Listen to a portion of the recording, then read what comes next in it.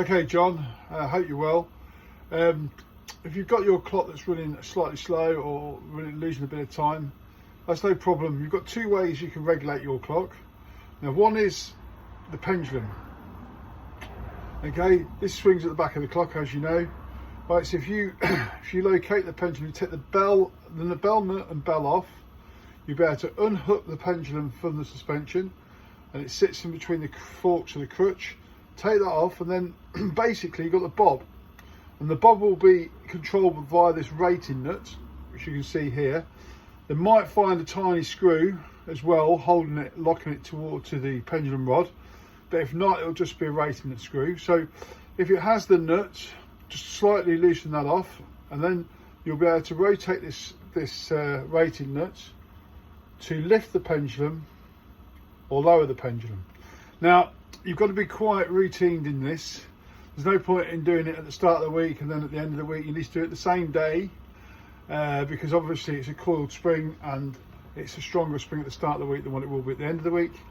So pick the same day, and then all you want to do is raise the bob slightly. So you're going to raise the bob, and I would say probably raise it a full rotation, and then you'll have to track the results. Okay, so that the higher the bob, the faster the clock will run. The lower the bob, the slower the clock will run. Okay, and then track your data. So if you've raised the bob and it's quickened the clock up but not quite enough, then you need to repeat it the following week at the same time and raise the bob up a little more, and so on and so on.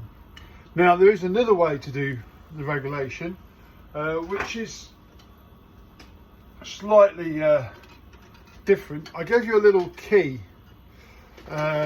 with the clock, a little watch key, and this watch key fits this little arbor. It's got a Brocco pin at the top of the dial. Now, get this clock open. You pop that key on that dial, so on the arbor, like so. Okay, then you rotate it. You generally rotate it right to, that's just clockwise, to speed the clock up, and anti-clockwise to slow the clock down. But again, this is for fine regulation. So you're probably going to need to do the bob thing first and then go on to this later. But again, it needs to be tracked. So once you've got raised the bob slightly, and you've got a better timekeeping, and you're really close and you're happy with that, then go on to the little key on the front of the dial. Okay. Yeah, no problem at all.